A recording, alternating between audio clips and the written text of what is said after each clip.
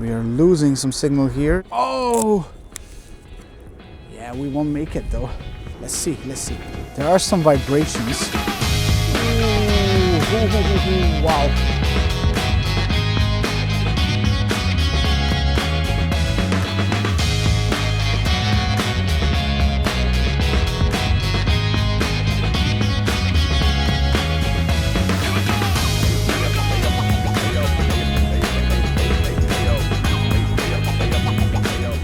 iFlight Nazgul 5 has been one of the most successful ready-to-fly FPV drones ever released.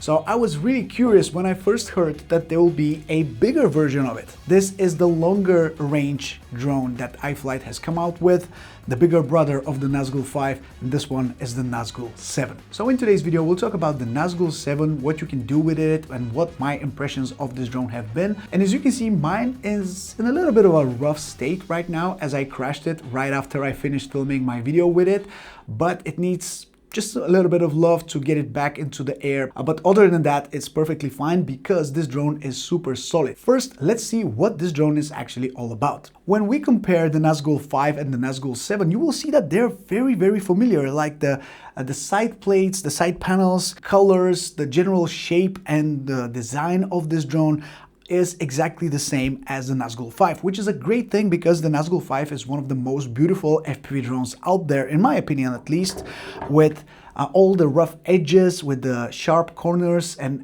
everything that you see on this drone just looks nice, in my opinion. It looks like really thought out. So here on the side we have the side panels, which obviously protect the electronics. We have a beautiful long 7-inch frame with a dead cat orientation, meaning that you don't have any of the props in your view. The VTX is the 04 Air Unit Pro, and it comes with a UV filter on the front, which is great, not only because the UV filter is actually usable in shooting in bright sunlight, but also that's another layer that protects the camera lens, especially if you crash head on. That will make a big difference. Now the air unit, similarly to the Nazgul 5, it has been moved to the front for better cooling. Here we have heat dissipation system that allows the air unit to not get too hot. And going a little bit further back, we have the USB-C port for the stack, for the flight controller, which is where you can customize your flying modes, your rates and everything from Betaflight. A little bit further back we have the antenna, one of the two antennas which we have on this drone, and that is a vertical ELRS antenna. And then right after the antennas here we have another horizontal antenna. So here I am running the ELRS receiver with a dual antenna design. So if you are running ELRS, you'll be happy to see that this drone is now coming with two antennas, meaning that you have the diversity option to kind of maximize the signal strength so you never lose your link between the remote controller and the drone itself. Speaking about antennas, these are the two antennas of the Air Unit Pro, and these are pretty long compared to the standard antennas from the 5-inch Nazgul. Now, real quick about batteries, I am using these Cinelifter batteries from Tattoo on this drone because they are kind of lightweight. They're 3500 milliamp hour batteries with a 150C discharge rate, which is great, which is quite a large number, but they are XT90. So you need a cable to kind of connect the XT90 to your XT60 connection here on the drone. So this thing is actually super needed if you're going to fly with bigger XT90 batteries, but it's not a big deal to get a cable like this. You can get them on Amazon for about a couple of dollars, I believe. Now, real quick, when we talk about batteries, besides the 7-inch drones, I have recently switched to these Volton batteries from Zex FPV, and these are absolutely amazing. So I have a 1650 milliamp hour batteries here that are running 180C discharge rate on these batteries, which are super lightweight. They're extremely powerful, and these are actually meant for the most part for racing. So they are kind of overkill for a traditional 5-inch drone, for example. But on this drone, they fly so good, and it's actually so nice to have a battery that has such a high discharge rate, so you can really push it around without really sagging or without ever feeling any negative aspects of using too much throttle. So I'm a huge fan of these batteries. I started using them around, I believe, month and a half or 2 months ago, and they have been rock solid. They hold their charge super well. They're extremely nice in terms of their capacity, their flight time. You can really get a high amount of flight time if you don't abuse the throttle that much, but with such a high amount of discharge rate on them, you can actually allow yourself to do so. So I highly recommend these batteries for your traditional 5-inch drones or even for your 6-inch drones. They are super good, and I'll link them down in the description if you want to check these out. Or if you are a racer, you want to invest into some very high quality, high capacity, high discharge rate batteries, these are the ones that I definitely recommend. Now, one thing that you might be able to see when you kind of hold the drone and move it around is a rainbow color on top of the frame and all the components of the Nazgul 7. And that is because it is actually waterproof. This drone is one of the first drones from iFlight, I believe, that comes waterproof straight out of the box. You don't have to do anything. So it's isolated, and it's capable to fly in light rain. It can fly around waterfalls. It can fly near the sea or where you have water splashes. So it's not going to get damaged if it gets splashed by the water. If you're going to fly behind some jet ski, for example, or if you're going to dive a waterfall and you're afraid that the water splashes will damage the motors or the electronics inside, on this drone, it will not happen. It's coated with a conformal coating that is going to repel the water, I believe, and it's going to just withstand some light splashing, not like a full dive into the water, of course, but some light splashes will be fine for a drone like this. Now, moving on to something else, which is how the drone operates. How does it fly? How does it feel? And what you can do with a drone like this. I always believe that it's better to show you rather than tell you, so I'll leave you with some of my first impressions of flying this drone in a very interesting location with a lot of interesting things that are happening and very interesting moments with potential crashes and stuff like that. So I will leave you to it, but just a quick spoiler alert. I love how this drone flies. I just arrived at one of my favorite spots lately. If you have seen my anti-gravity A1 video, you will recognize this area as it's quite cool, and I felt a little bit sad that I couldn't explore it that much with the A1, so I'm back here to explore it with the Evoque 7. So I haven't even tried the drone yet, but I will give it a go here for my very first flight. I'll do a quick recon type of flight where I will see how my signal holds up, where are kind of like the limits, and just explore a little bit. And then I'll put the Osmo Nano on top with ND filters and everything, so I can record a little bit better footage now that I'm a little bit more familiar with the drone. So let's get started. What's really interesting is that, well, it's not that interesting, but it's quite windy. So we have a little bit of shakiness inside the goggles, but that's completely normal. These drones are meant to sustain all of those little hiccups. Ooh, wow. Straight off the, right after taking off, and we are already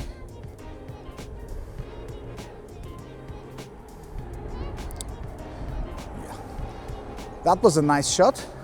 Luckily nothing, nobody's hurt. Let's see if we have good signal here in this area. Yeah, this is where the drone will start to struggle, as I don't have direct visibility. Ooh, it's struggling with the wind. It's definitely struggling.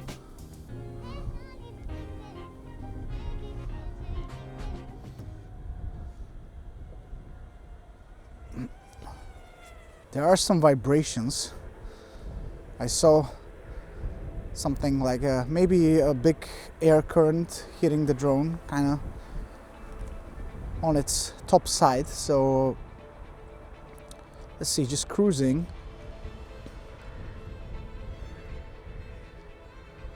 It is super smooth though. This is like the perfect location for flying FPV, I think.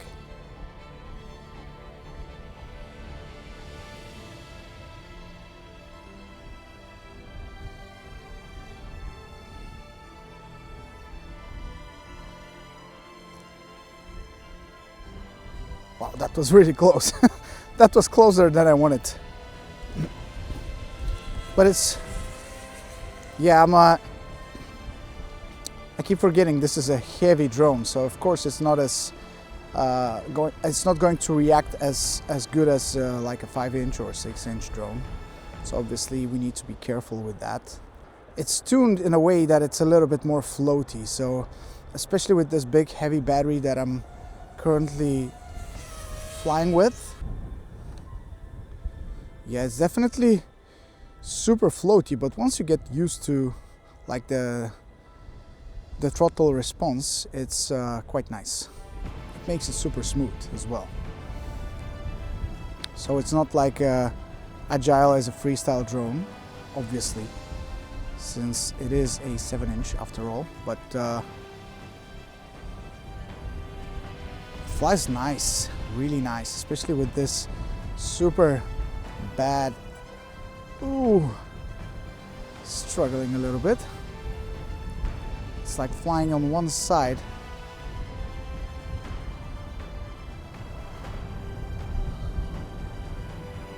Check this out.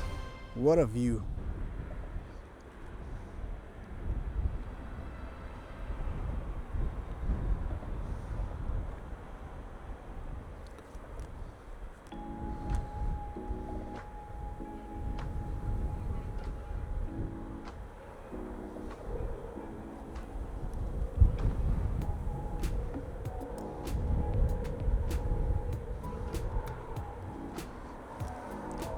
Whoa, look at that.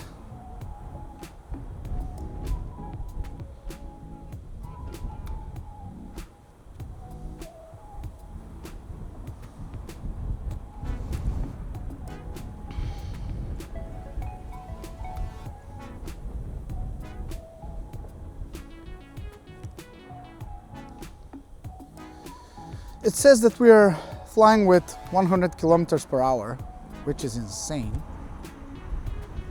And it seems like we are, because we're covering the distance quite quickly. But with this floatiness, and especially when we have strong wind, it's a little bit hard to keep it exactly where you want. Okay, so far I have to say I'm quite impressed when it comes to how this thing handles. I need to warm up and then I'll do one more battery. The Tattoo Cinelifter battery is on. I'm trying to strap everything down as good as possible so nothing gets damaged. Oh! Yeah, we won't make it though. Let's see, let's see.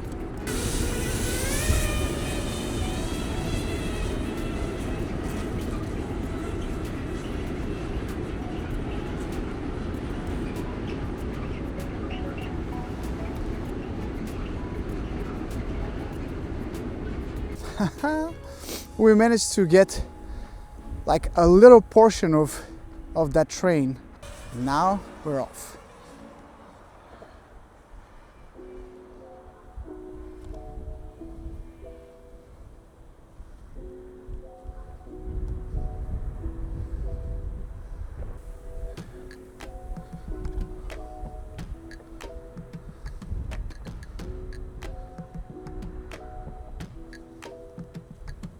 Oh, we need to be careful with those things sticking out.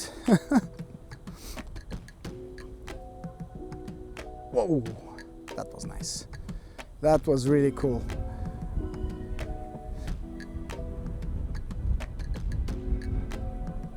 What really sucks is that this used to be like a full lake, and now it's just dried up so much and it's not looking as good as before, unfortunately. So now we have a path here. That's cool. Ooh. We are losing some signal here, so I need to be careful. But take a look at this location, guys. With the bridge and these rocks, by the way, these are called the Wonderful Rocks, this right here. And with this location, I'm super impressed how the drone flies, even though it is super windy and quite chilly as well. So I do have some vibrations on my screen, like the DVR is shaky as hell, but that's normal, and that's something that if you have flown long range, you have experienced for sure, because this is how things go with those huge drones with the big props and everything. It's just how things are, and they take a lot of beating by the wind, but they still fly super well. So you need to be aware that there will be shakes, there will be some vibrations, but we'll see how things are in the final footage on the Osmo Nano. So that's why I have attached this camera, so I can kind of compare what I'm seeing here and what an additional camera will do when using stabilization like gyroflow, for example. So this is a really nice place for, with the birds. Oh, I need to be careful with the birds. But this is like super chill and super nice for filming. Yeah, the drone is a little bit too floaty for my taste, to be fair. Now, it does fly well, but if you want to be precise, it's a little bit harder. Like if you want to do a split S or something like this, you need to be careful because it's not going exactly where you point it to. Even with a smaller battery, like the one that I'm using right now, the Cinelifter series.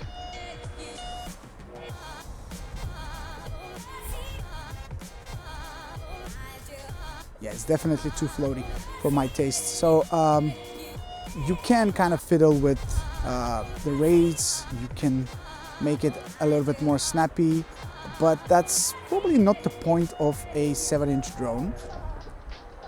They are meant to go far and not really be as good for freestyle, for example.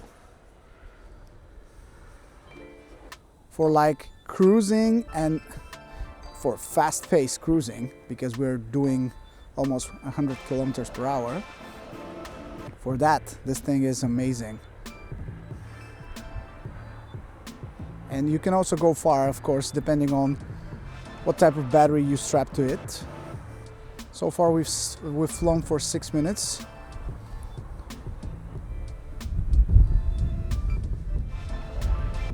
We can still do a little bit more.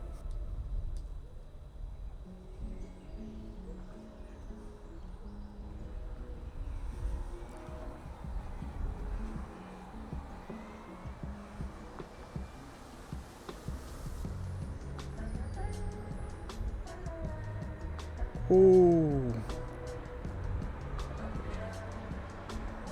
I love that. Okay, I think it's time to land. 7 minutes of flight time. Let me bring it in.